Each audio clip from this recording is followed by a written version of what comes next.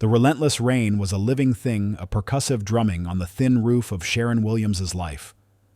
It wasn't the gentle romantic patter of storybooks, but a cold, aggressive beat that matched the thrumming ache in her shoulders. The fluorescent lights of the grocery store, which had been her world for the last 8 hours, had a sickly hum that she knew would echo in her ears long after she was gone. At 34 years old, Sharon felt less like a woman and more like a collection of exhausted habits. The practiced, polite smile for customers, the precise way she stocked cans of soup, the worn leather of her purse strap digging into her shoulder as she walked home.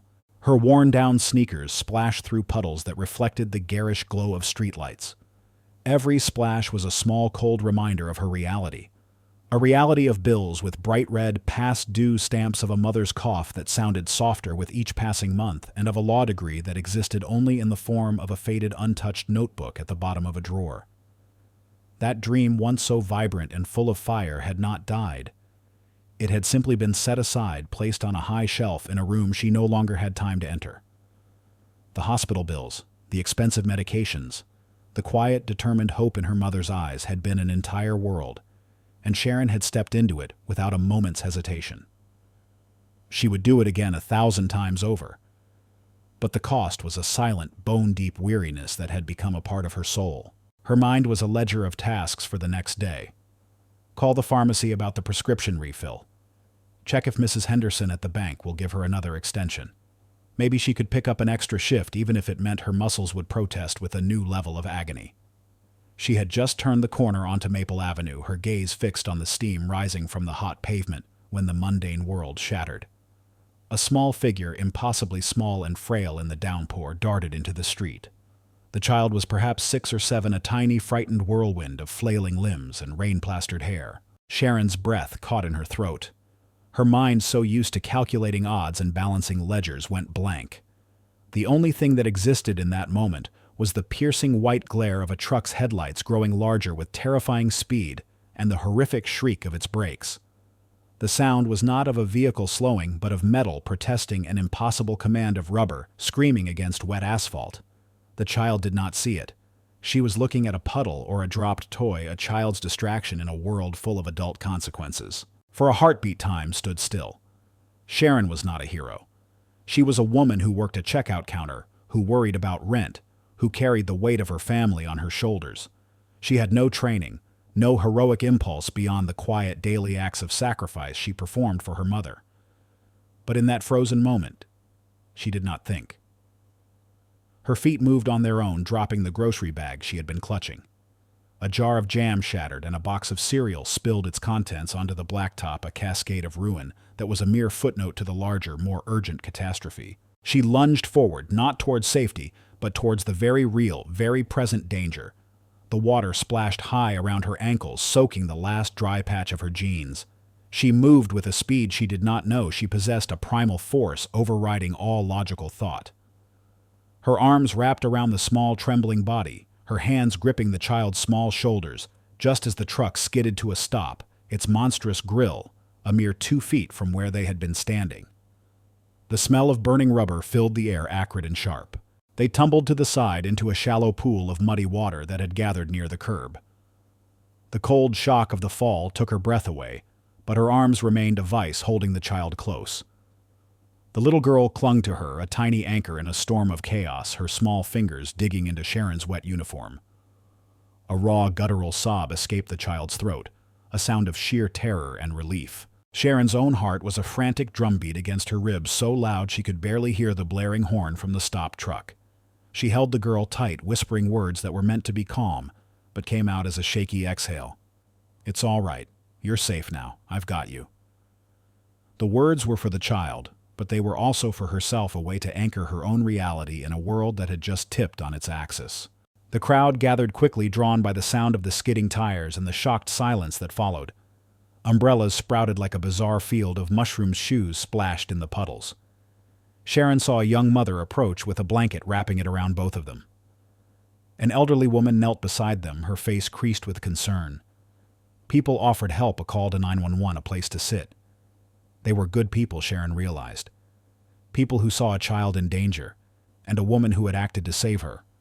Nothing more, and nothing less. She felt a flicker of warmth, a small candle of human kindness in the cold, wet night. Then a voice cut through the murmur, urgent and filled with an unbearable terror. "Julie!" A man burst through the crowd, his coat plastered to his shoulders, his eyes wide and wild, with a fear that was more profound than any Sharon had ever witnessed. It was the face of a man who had stared into a chasm and seen his entire world plummeting into it.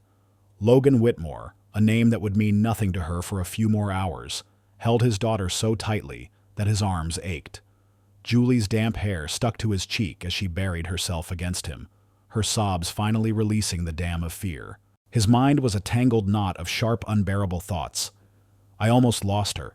If that woman hadn't... The words would not form, trapped by the sheer magnitude of the reality he had just faced.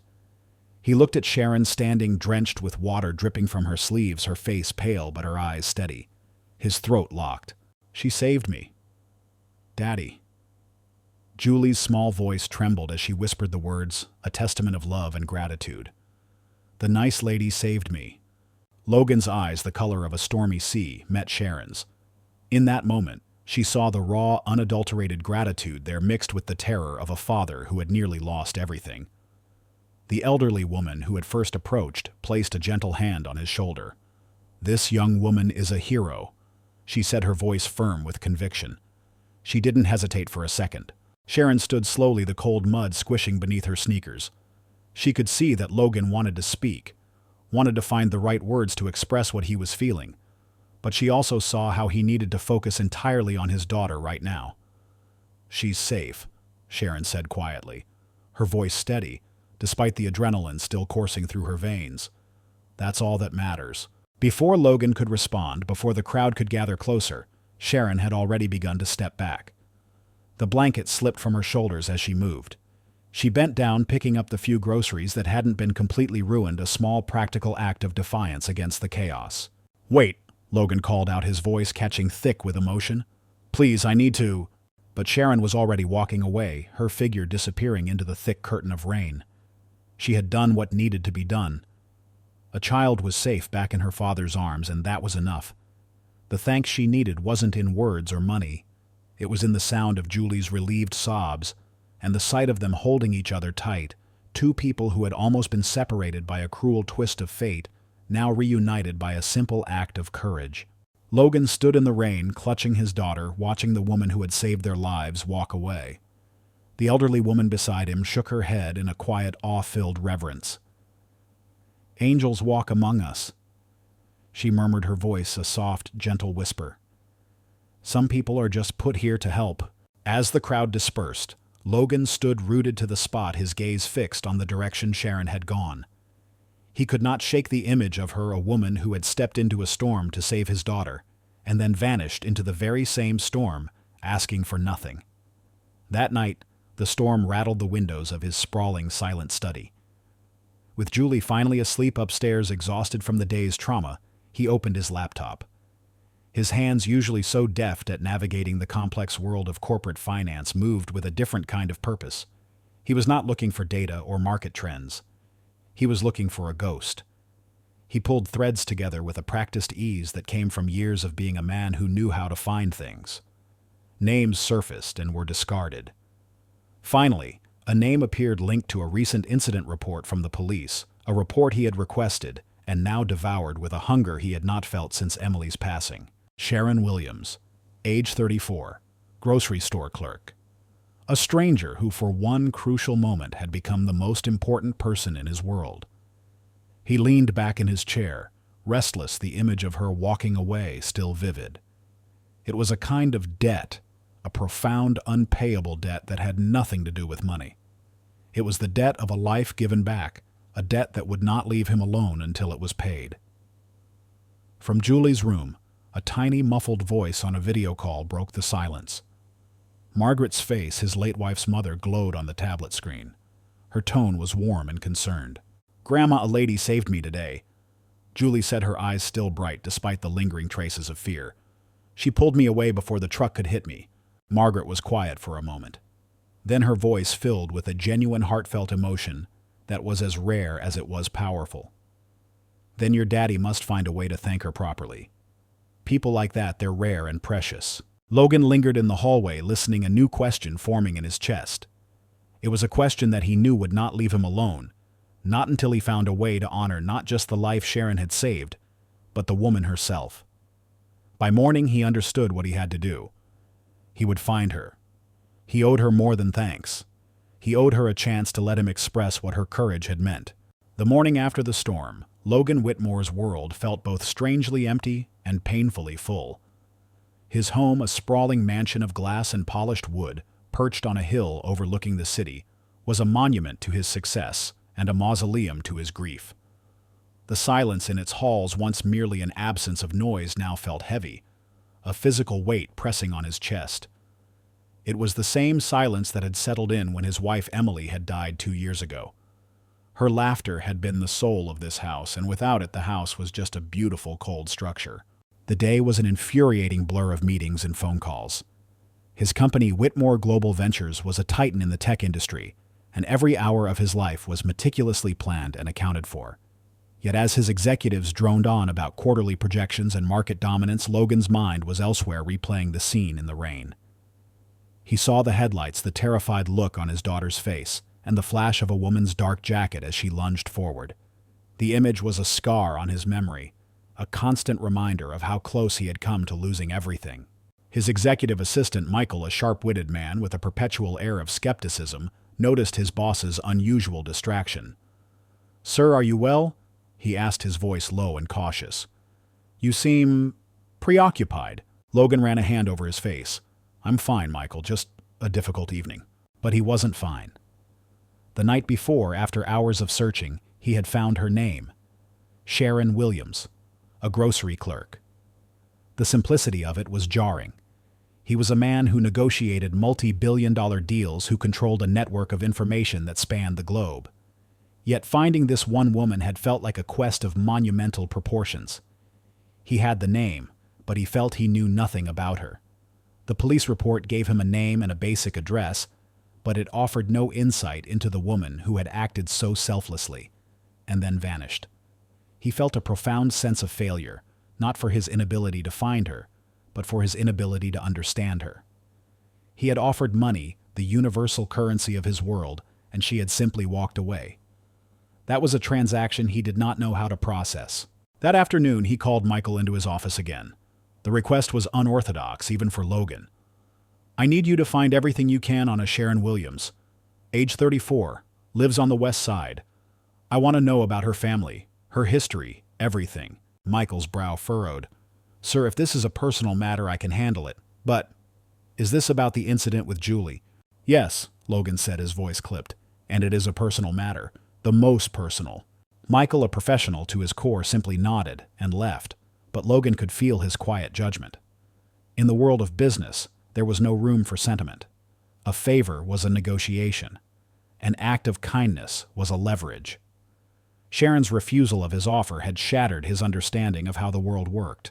It had exposed a chasm between his reality and hers, a distance that felt greater than the mere miles between his mansion and her neighborhood. His grief for Emily was a heavy, constant companion, but it was a familiar one. It was a well-worn coat he had learned to wear.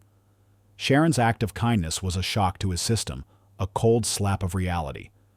It made him question not just his own life, but the very nature of human goodness. Emily had been a philanthropist, a woman who had seen the world in shades of empathy and compassion. Logan, a man of logic and numbers, had always admired her for it, but he had never truly understood it. Now with Sharon, he was seeing it firsthand, and it was a revelation. His days became a series of dualities.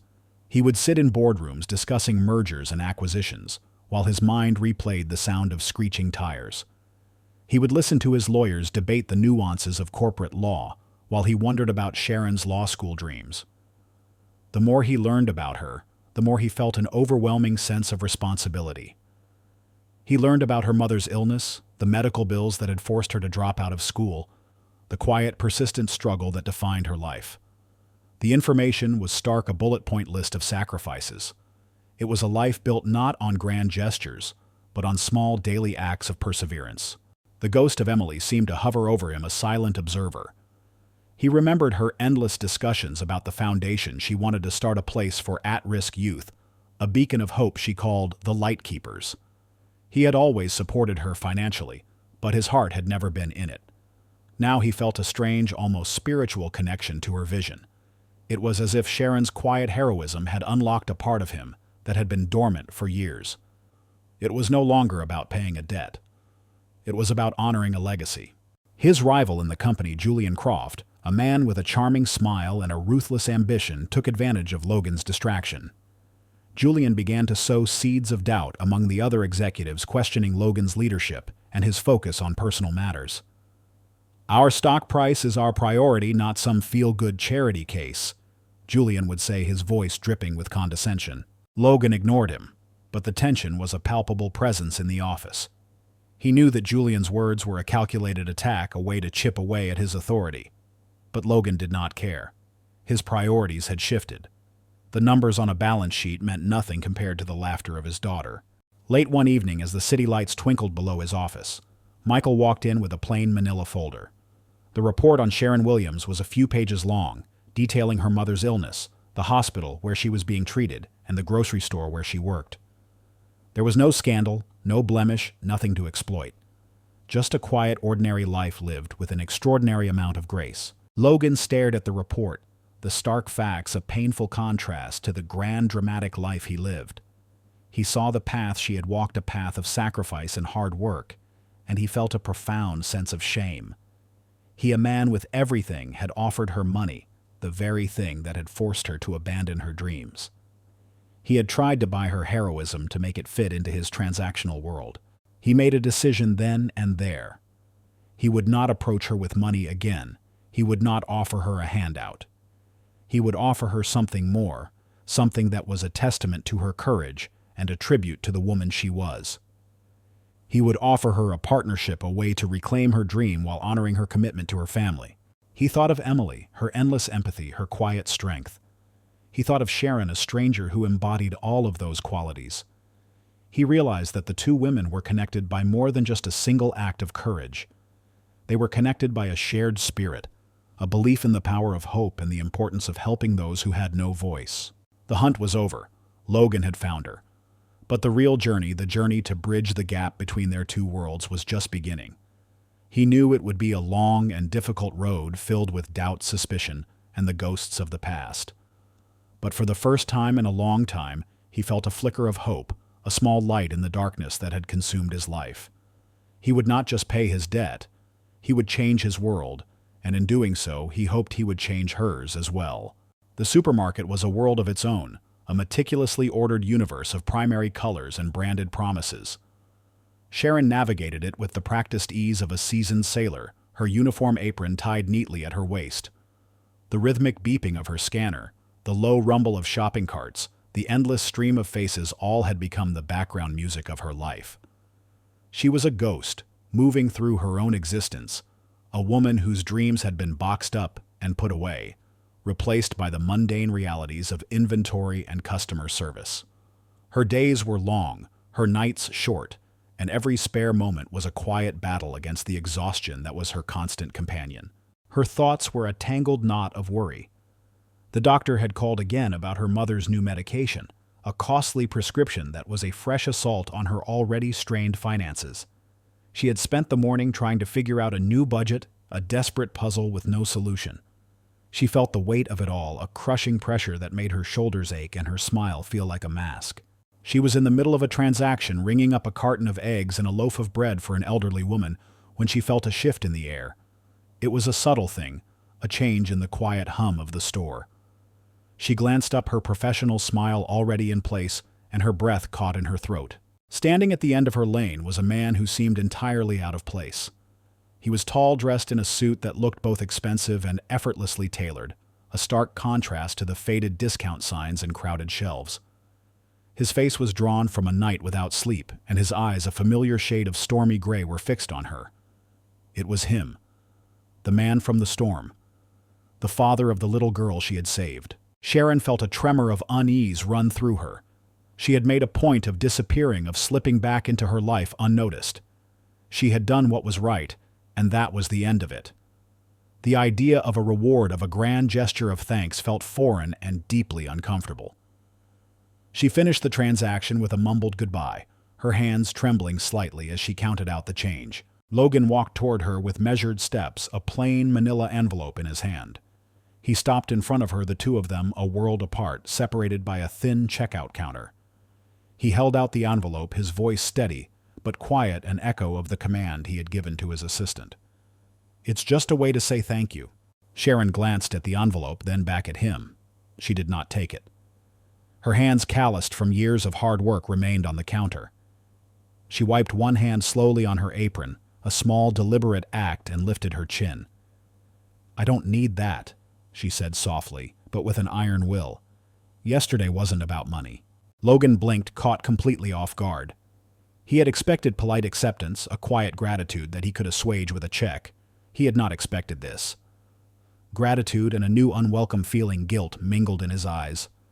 Shoppers passed by, some slowing, just enough to sense that something important was being said, an unspoken tension hanging in the air. Sharon's voice softened, her gaze dropping to the floor. I once studied law. I wanted to stand up for children who had no voice, to fight for people who couldn't fight for themselves." She touched her apron lightly, as if to remind herself of her current reality.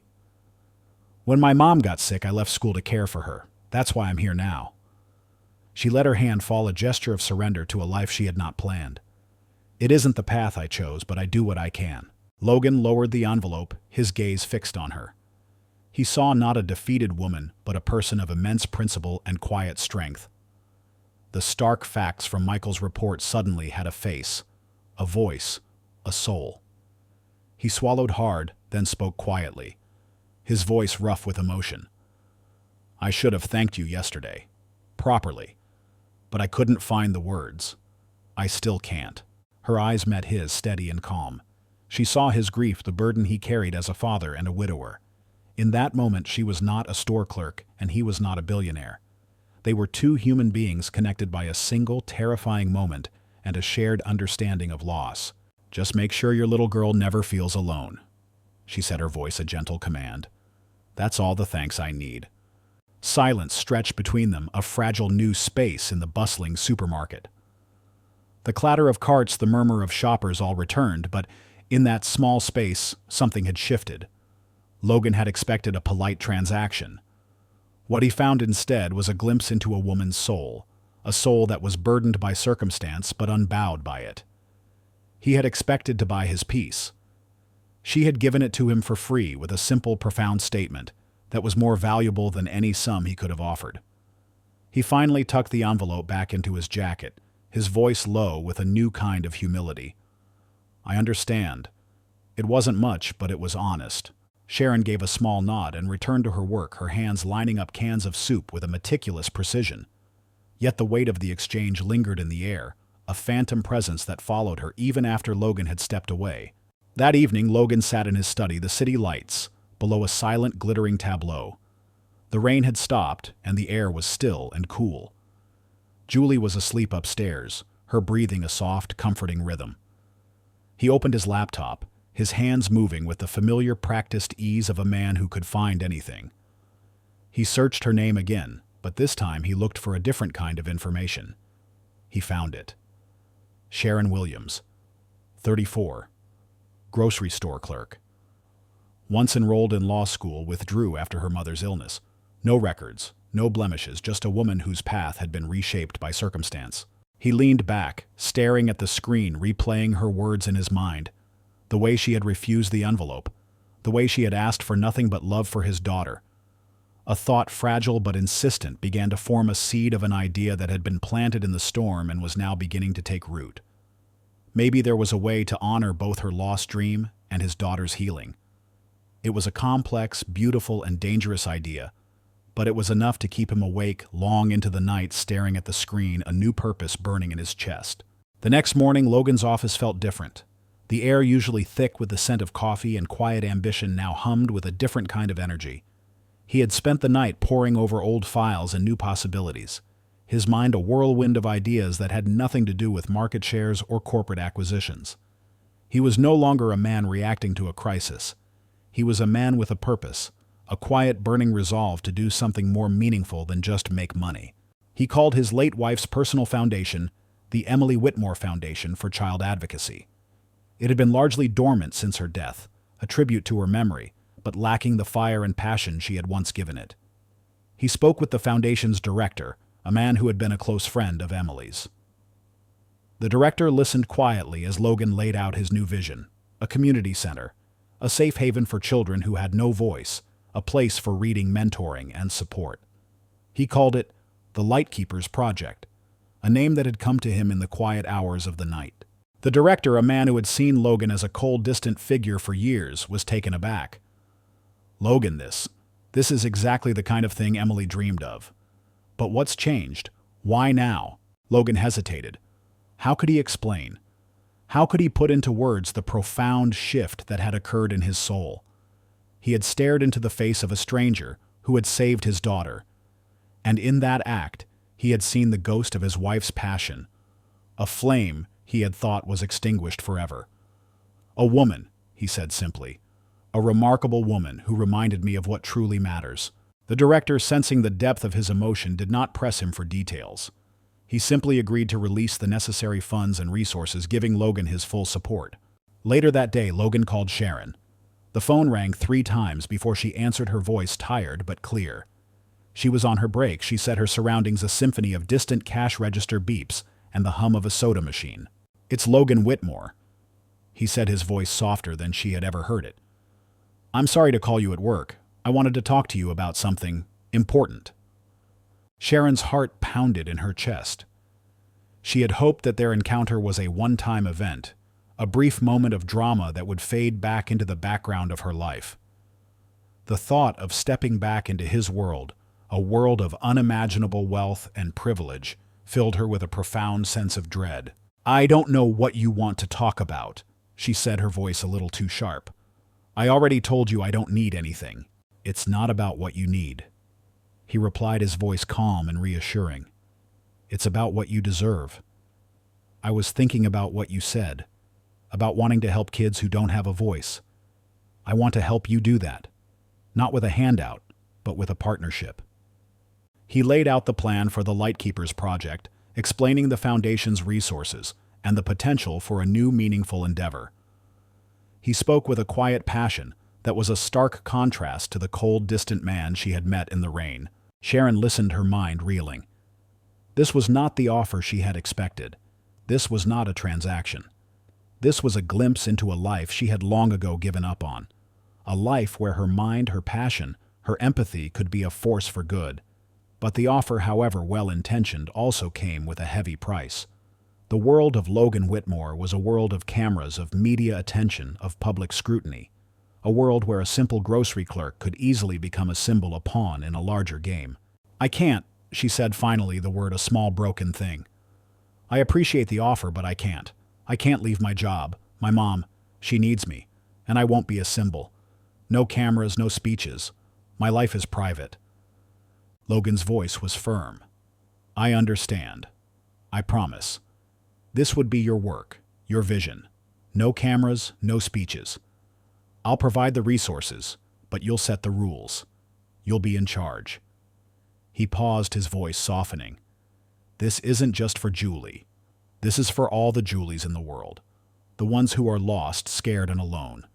You have a gift, Sharon. It would be a waste not to use it." His words struck a chord deep within her. He was not asking her to abandon her life, but to give it a new purpose. He was not asking her to be a hero, but to be herself. She thought of her old notebook, the one filled with case notes and legal jargon, and she felt a small, familiar spark of fire ignite within her soul. The dream had not died. It had just been sleeping. "I'm not promising anything," she said, her voice still cautious. "But talking is fine. If we do this, it's for the kids, not your name." "Agreed," Logan said, a quiet sense of triumph in his voice. "I'll draft something short, practical. Then maybe you'll look at it." The conversation ended, and Sharon sat on a stool in the staff room, the old notebook resting in her lap. The hum of the soda machine was a distant sound. On a blank page, she wrote 3 short lines. "Safe room, listening circle, reading buddy." It was not a promise. Not yet. But the weight in her chest, the heavy burden of her day-to-day life, had eased. For the first time in years, she felt a glimmer of hope, a fragile beginning to a new chapter of her life. Meanwhile, Logan sat in his office staring at a blank document on his screen. The project, which had once been just a vision, now had a name, a purpose, and a partner. He felt a profound sense of peace, a feeling he had not experienced since before Emily's death. The Lightkeepers project was no longer a way to pay a debt. It was a testament to the power of human connection, a bridge between two worlds, and a new beginning for a man who had lost his way. He knew that the road ahead would be difficult. He would have to deal with the skepticism of his business associates, the whispers of the community, and the potential wrath of his late wife's mother, Margaret. But for the first time in a long time, he felt ready for the challenge. He had a partner, a purpose, and a new understanding of the true meaning of a hero. Margaret was a woman of elegant routines and quiet sorrows. Her days were a tapestry of charity luncheons, book club meetings, and meticulously planned visits with her granddaughter Julie. She wore her grief for her late daughter Emily like a delicate silk scarf, subtle, beautiful, and a constant presence. Emily had been her only child, a beacon of light and compassion, who had died far too young. Margaret's life was now a tribute to Emily's memory, a carefully curated existence that sought to preserve every detail of the woman she had lost. The Emily Whitmore Foundation was not just a charity to her. It was a living monument, a way for Emily's spirit to continue to make a difference in the world. When Julie, her granddaughter, began speaking of Miss Sharon, with a new and infectious kind of joy, a tiny sliver of ice formed in Margaret's heart. She had heard the story of the rescue in the rain. It was a harrowing tale, one that she was deeply grateful for. But gratitude was a feeling, and the human heart was a complicated thing. As the weeks passed and Julie's mentions of Sharon became more frequent and more glowing, a different feeling began to take hold. It was a gnawing unease, a fear that was as old as time itself, the fear of being replaced. Margaret's grief had made her possessive. Julie was the last living connection to Emily. Every shared laugh, every drawing, every whispered secret was a link in a chain that connected Margaret to her daughter. The thought of another woman, a stranger, a grocery clerk stepping into that sacred space was unbearable. It felt like a betrayal, a rewriting of the precious history she had worked so hard to preserve. She began her quiet surveillance. It was a thing of subtle cruelty, born not of malice, but of a desperate, wounded heart. She didn't hire private investigators or use Logan's corporate resources. That would have been too obvious, too crass. Instead, she used her own network, the whispered conversations at bridge clubs, the hushed gossip at church lunches. She learned of Logan's new project, the Lightkeepers, and her unease solidified into a cold dread. He was not just repaying a debt, he was building a new world with this woman, a world that Emily had been the rightful center of. One afternoon, she drove her elegant sedan to the community library, where she knew Julie and Logan had been meeting Sharon for reading sessions. She parked across the street, her coat draped elegantly over her shoulders, her pearls at her neck. She watched as Sharon entered a simple cardigan and slacks, a worn notebook tucked under her arm. Margaret expected to see a clumsy pretension, a woman playing a part. What she saw instead was something that unsettled her far more. Sharon's voice was low and steady as she read to a small group of children. She did not perform. She simply was. Her manner was gentle, and Julie's smile, a bright, uninhibited thing, was wider than Margaret had seen it in months. The other children leaned in closer, their eyes wide, as if the story belonged to them too. It was not a show. It was a genuine connection, a pure and uncomplicated act of kindness. It was harder to dismiss when witnessed with her own eyes. Still, the fear clung to her, a parasite feeding on her grief. It was an irrational fear, she knew. No one could replace Emily. But grief was not a rational emotion. It was a beast that clung to the past, snarling at any attempt to move on. She convinced herself that Sharon was not a hero, but a manipulator, a woman of humble means who had seized a golden opportunity.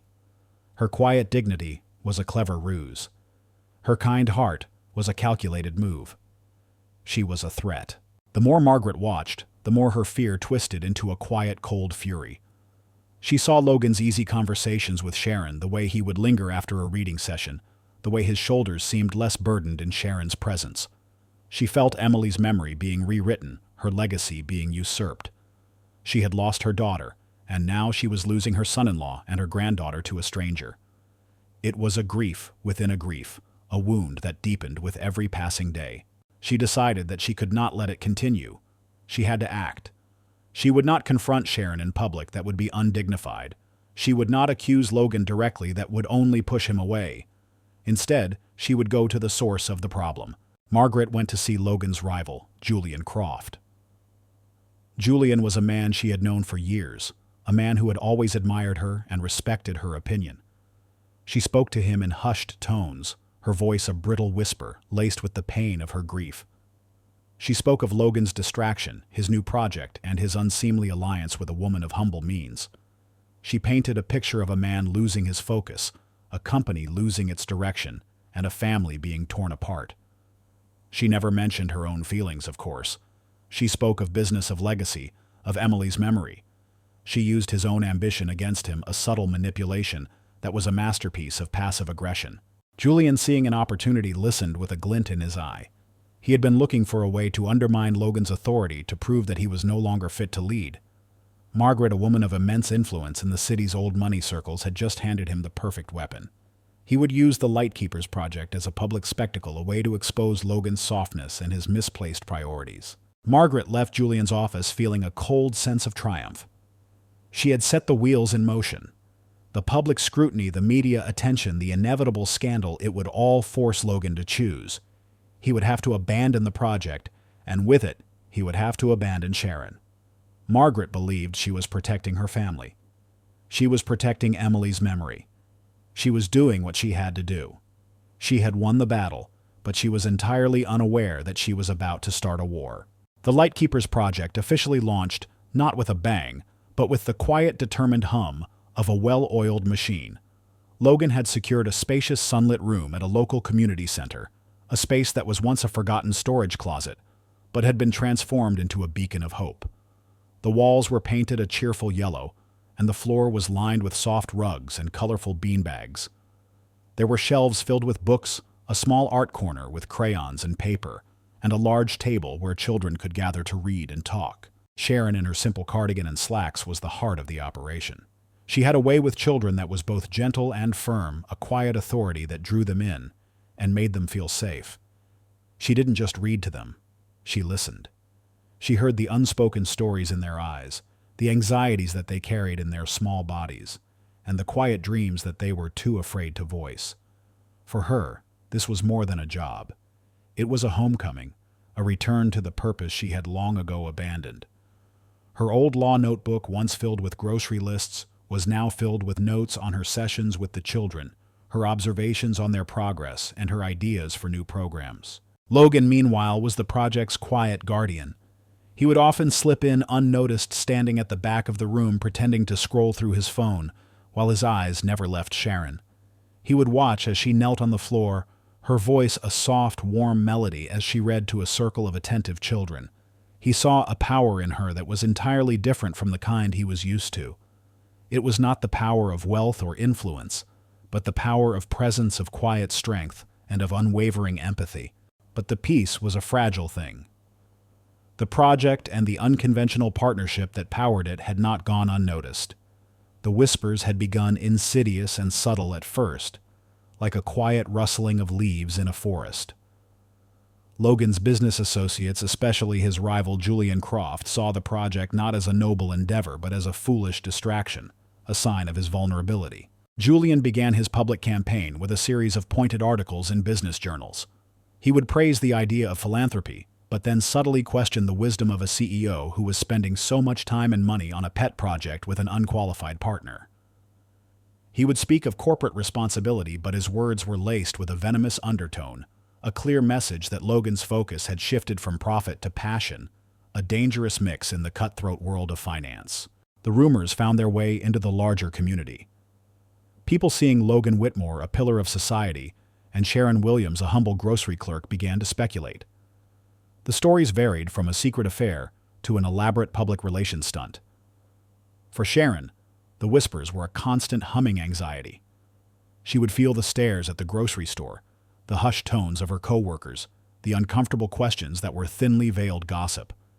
She had always been a private person, a woman who preferred to slip through crowds unnoticed.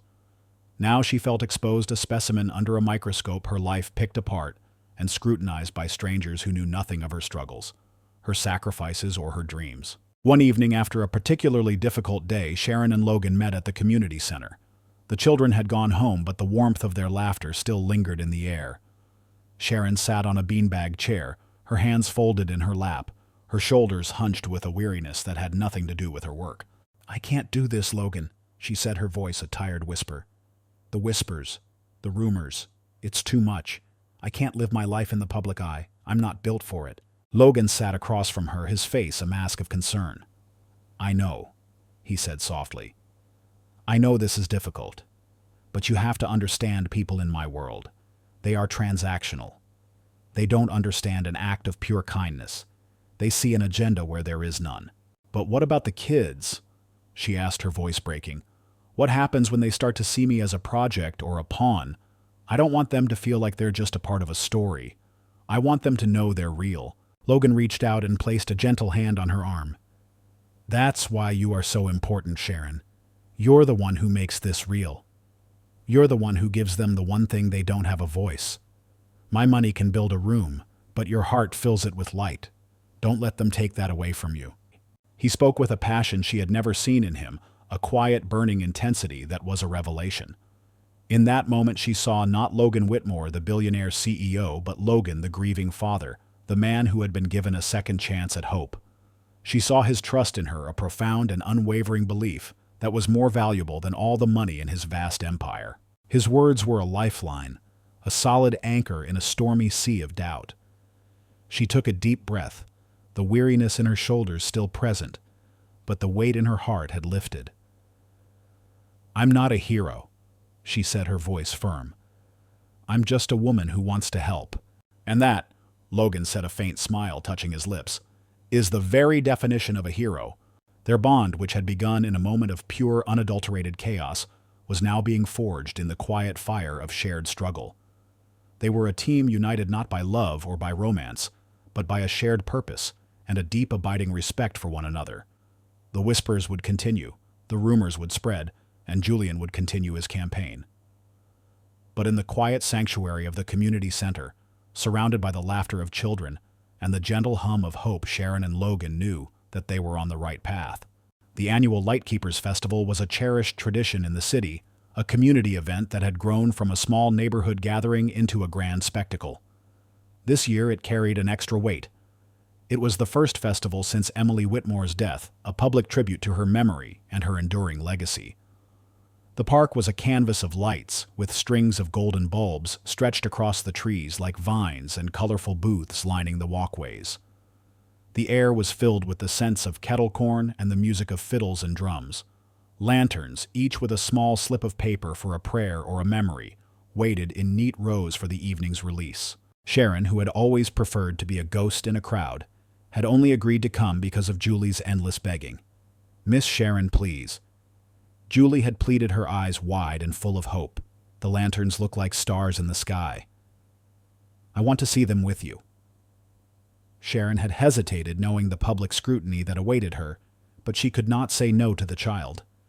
She arrived in her simple cardigan and slacks, her heart a drumbeat of anxiety in her chest, but she kept her chin level, focusing on Julie's bubbling excitement. Logan arrived in his usual pressed suit, but without the stiffness of boardrooms. He held Julie's hand, a quiet sense of pride in his heart. His eyes kept finding Sharon in the crowd, a silent reassurance that they were in this together. The program began at dusk, and a stage had been set up near the fountain. Reporters clustered with cameras, ready, their lenses glinting in the twilight. Logan was called forward to speak. He glanced once toward Sharon and Julie. Julie waving proudly from the grass, and then he stepped onto the platform, a man of power and influence, but for a moment he was just a man with a purpose. His voice carried steady through the microphone. He spoke not of wealth or legacy, but of memory, resilience, and the power of community to hold one another through the dark. "Lightkeepers," he said, his voice ringing with conviction, "is not about the lanterns we release tonight. It is about the hands that lift them together, so no flame has to rise alone." Applause rippled through the crowd, a sound of genuine appreciation for a man who had finally shed his emotional armor. As the ceremony continued, children were invited onto the stage to share short readings. Julie tugged on Sharon's sleeve, her small voice urgent. "Miss Sharon, come with me. Please read with me." Before Sharon could protest, the child was pulling her toward the steps. A hush fell as the two climbed up, Julie bouncing with excitement, and Sharon uncertain but composed, her heart pounding in her chest. The announcer, sensing the moment, handed Sharon a book of children's poems. Sharon's voice trembled at first, a shaky whisper, but as she read the words settled into a rhythm. Her tone softened, carried a warmth that drew the crowd closer without effort. Children in the audience leaned forward, their eyes wide with enchantment. Parents smiled, their own anxieties momentarily forgotten. She invited Julie to join in on the rhymes, pausing so the little girl could chime her part. Laughter rose when Julie mispronounced a word, and Sharon, without a second thought, kissed her hair, encouraging her gently to try again. It was a simple act, a story, a shared laugh. Yet the park seemed to hush around them, as if the lanterns themselves leaned in to listen. Sharon's gift was not performance, but presence. The ability to make every child feel seen, every voice welcome. Near the front, Margaret arrived. Her pearls were at her throat and her coat was draped elegantly. She had not intended to come, but Julie's nightly phone calls about Miss Sharon had become impossible to ignore. Her heart clenched when she saw her granddaughter glowing with joy, clinging to another woman's side as though she belonged there. As Sharon closed the book, the crowd applauded warmly. Julie hugged her, whispering, "That was perfect." Sharon smiled, brushing the child's hair back. Then Margaret's voice pierced the air, a sharp, brittle sound that cut through the applause. "This is just a show." All eyes turned. She stepped forward, her expression tight with grief and indignation. "You're using a black woman to cover your ambition, Logan. She will never be Emily." Gasps rippled through the crowd. Logan stiffened on the sidelines, but before he could speak, Sharon did. She stepped forward, her hand still resting lightly on Julie's shoulder. "You're right," Sharon said softly, her voice carrying in the sudden silence. "I'll never be Emily. I couldn't. She was your daughter and Julie's mother. Nothing I do could change that." She paused, breathing carefully. "But I don't need to replace her. I only need Julie to know she isn't alone. That's what justice means to me." Her words were not loud, but they held a weight that silenced the crowd. The audience fell still, not out of politeness, but because something in her tone demanded listening. Julie turned to her grandmother, her small voice cutting through the tension. "Grandma, she makes me smile again. Mommy would want that." The innocence of the child's words struck harder than any argument. Margaret faltered. The crowd blurred around her. All she could see was Julie, bright-eyed, alive, in a way she had not been since Emily's death. Margaret's throat tightened. For weeks, she had seen Sharon as a threat, an intruder in sacred territory. But now, watching the child press her cheek to Sharon's arm, she felt something inside her crack open. Her lips parted, trembling. She whispered almost unwillingly, maybe you're giving back what Emily no longer can." The crowd, which had moments ago been a sea of joyful faces and gentle applause, was now a single unified gasp of shocked silence. Margaret's words, sharp and cold, hung in the twilight air like a physical presence. The stage, once a place of celebration, had become a crucible of raw, unfiltered emotion. Logan, his face pale, took a step forward, his hand clenching into a fist at his side. He was prepared to defend Sharon, to face his mother-in-law's fury with his own. But Sharon, with a quiet strength that was both humbling and profound, held up a hand to stop him. She had faced down a speeding truck. She could face down a grieving woman. "You're right," Sharon said softly, her voice carrying in the sudden stillness. She looked at Margaret not with anger, but with an immense, heartbreaking empathy. "You're right that I will never be Emily. I couldn't be. She was your daughter, and she was Julie's mother. Nothing I do could ever change that, and I would never try to." Her words were not an apology or a retreat. They were a statement of fact, delivered with a dignity that was both unassailable and deeply moving. She did not raise her voice. She did not argue. She simply stated the truth, a truth that she had carried in her heart since the day she met Logan. She was not a replacement. She was something else entirely. "I only need Julie to know she isn't alone." Sharon continued, her voice gaining a new kind of power. That's what justice means to me. It's not about winning a case or getting a degree. It's about a child knowing that there is someone who will fight for her. Someone who will listen to her. Someone who will hold her hand. That's all I've ever wanted to do. The audience remained utterly silent, their attention fixed on her. The reporters, their cameras still pointed, were no longer looking for a scandal. They were looking at a woman of principle, a hero who was now in a moment of crisis, defending not her own reputation, but her very soul. And then a tiny voice cut through the tension. Julie, her hand still clutched in Sharon's, looked at her grandmother. "Grandma," she said, her small voice clear and strong. "She makes me smile again. Mommy would want that." The innocence of the child's words was a hammer blow. It struck Margaret harder than any argument, any accusation, any public humiliation. The crowd, the reporters, the stage, all of it blurred around her. All she could see was Julie, her granddaughter, bright-eyed and alive in a way she had not been since Emily's death. Margaret's throat tightened, her breath catching in her chest. For weeks she had seen Sharon as a threat, an intruder in sacred territory.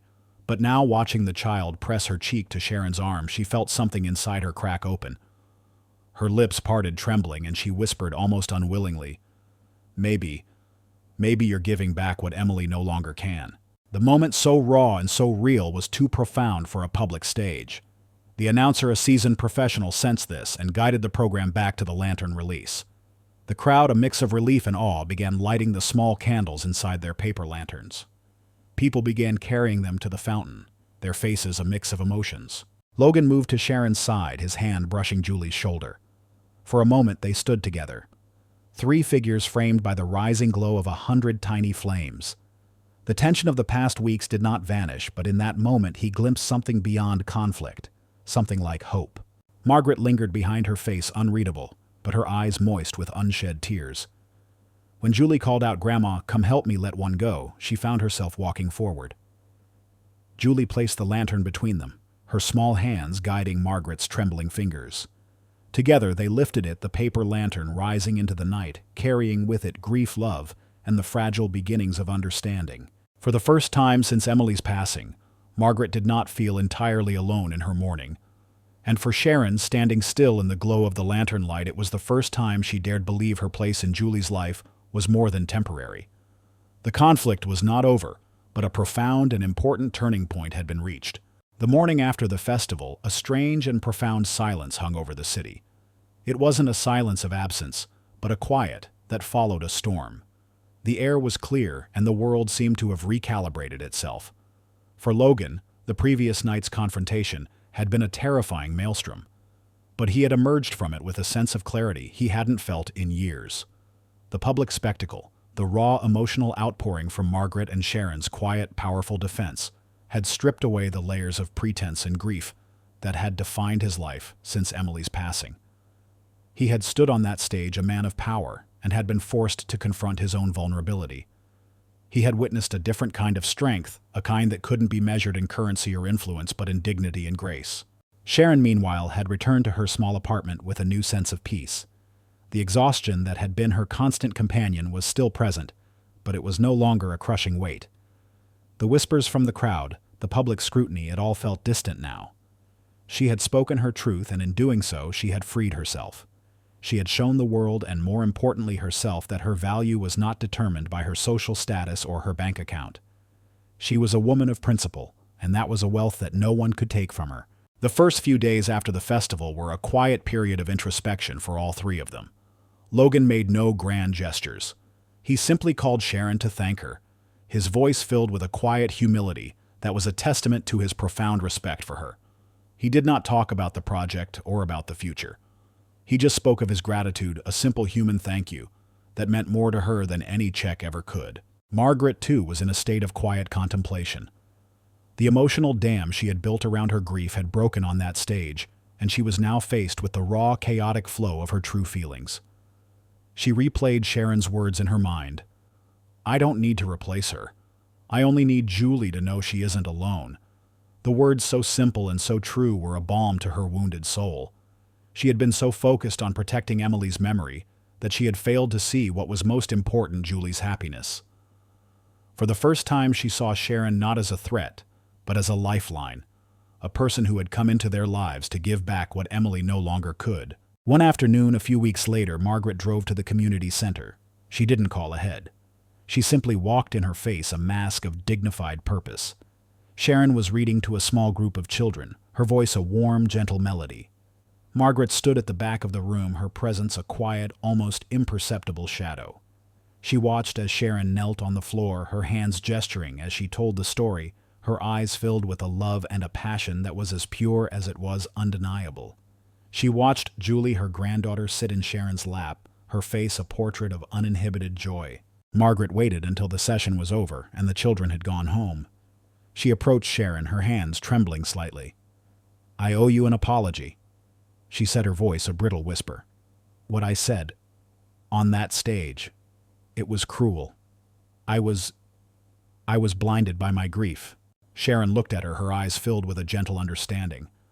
"I know," she said softly. "I understand. Grief can make us do things we don't mean." Margaret's lips trembled, and a single tear rolled down her cheek. "You didn't take advantage of him," she said, her voice filled with a new kind of emotion. You gave him hope. You gave Julie her laughter back.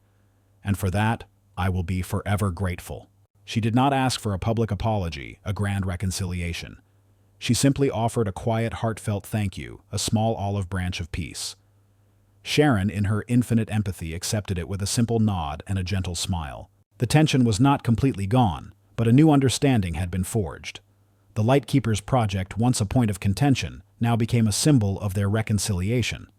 Margaret, through her own foundation, began to quietly support the project, providing resources and volunteers, without seeking any public recognition. She worked in the background, a silent guardian of a project that was no longer a testament to a loss, but a celebration of a new beginning. For Logan and Sharon, the peace allowed their relationship to deepen. It was not a grand, sweeping romance. It was something more profound, a quiet intimacy built on a foundation of mutual respect and shared purpose. They would meet at the community center, surrounded by the laughter of children, their conversations moving from the project to their own lives, their dreams, their fears. Logan saw a woman who was more than a hero. He saw a partner, a friend, a kindred spirit. He saw a future that he had thought was impossible. One evening, after dropping Sharon off at her apartment, Logan found himself lingering in his car. He called her, his voice a little shaky.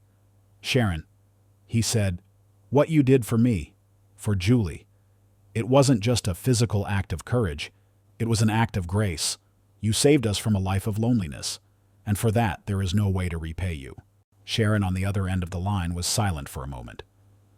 "You already have," she said softly. "You gave me back my purpose. You gave me back my dream. And that's all the thanks I'll ever need." The words were a profound and simple truth. They were no longer a transaction. They were a partnership, a bond that was forged in a storm and solidified in the quiet aftermath. The future was uncertain, but for the first time in a long time, it felt full of hope. They had both been lost, but they had found their way back to each other, a family of two very different people, united by a single powerful act of kindness. The years that followed were not a whirlwind of dramatic events, but a quiet, steady progression of life. The Lightkeepers project, once a small seed of an idea, had blossomed into a thriving foundation, a beacon of hope for children across the city. Its success was not measured in media headlines or public praise, but in the small victories: a child learning to read, a shy voice finding its confidence, a broken family finding a place to heal. Sharon, who had once been a ghost in a crowd, was now its beating heart. She had gone back to school not to become a lawyer in the traditional sense, but to earn a degree in social work, a path that she now understood was her true calling. She used her knowledge, her empathy, and her quiet strength to build a world where every child felt seen, heard, and valued.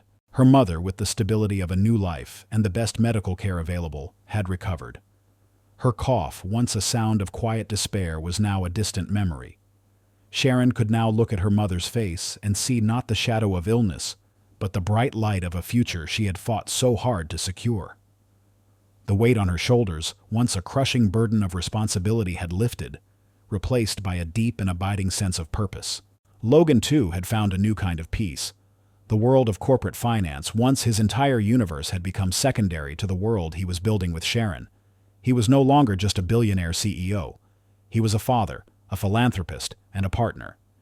He had learned that true wealth was not measured in numbers, but in the quiet moments of shared laughter, in the small, everyday acts of kindness, and in the profound sense of connection he felt with the woman who had in a single moment changed his entire life.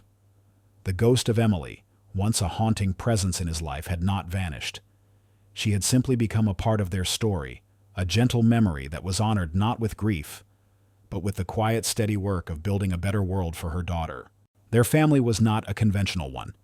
It was a family of three very different people, united not by blood, but by a powerful and unbreakable bond of love, respect, and a shared history. Margaret, who had once been a fierce protector of her daughter's memory, had become a quiet, staunch supporter of the project. She would often volunteer her elegant hands sorting books, and her quiet voice offering encouragement. She had found a new way to honor Emily, not by holding on to her memory, but by helping to build a legacy of hope and kindness. On a warm, sunlit afternoon, a stark contrast to the stormy night where their story had begun, Sharon and Logan sat on a park bench watching Julie play. Julie, no longer a terrified, trembling child, was a whirlwind of energy and laughter, her small voice a bright melody in the park. She was drawing in the dirt with a stick, her face a portrait of utter concentration. Sharon looked at Logan, her eyes filled with a quiet, profound love. "I never thought my life would turn out this way," she said softly. "I was so lost, so tired. I had given up on everything." Logan reached out and took her hand, his fingers intertwining with hers. "You were never lost," he said, his voice a low, steady rumble. "You were just waiting. You were a light, a true light keeper, even in the darkness. You just needed someone to see it." Julie looked up from her drawing and ran to them, her face a bright, happy smile. She held up her stick, showing them the lines she had drawn in the dirt. "Look," she said, her voice filled with a childlike wonder. "I'm drawing a family. Mommy, Daddy, and me." Sharon and Logan looked at the drawing, a simple, beautiful masterpiece of sticks and dirt. The family was a simple circle, a symbol of a story that had come full circle. It was a story of a storm, a rescue, a broken family, and a new beginning. It was a story of a woman who had given up everything and in doing so had found everything she had ever wanted. It was not a fairy tale. It was a story of real life, of pain and sacrifice and struggle. But it was also a story of hope, of resilience, and of the profound, transformative power of a single act of kindness. The road had been long and difficult, but they had walked it together, and in the end they had found their way home. The journey of Sharon, Logan, and Julie serves as a testament to the fact that courage, selflessness, and love have the power not only to change a single moment, but to reshape entire lives. This is not a fairy tale, but a profound lesson in how we confront loss, how we find meaning in what seems meaningless, and how we build happiness from broken pieces. If this story has touched your heart, please take a moment to like and subscribe to our channel. Your support is a tremendous motivation for us to continue bringing you inspiring and meaningful stories. Thank you for joining us on this journey.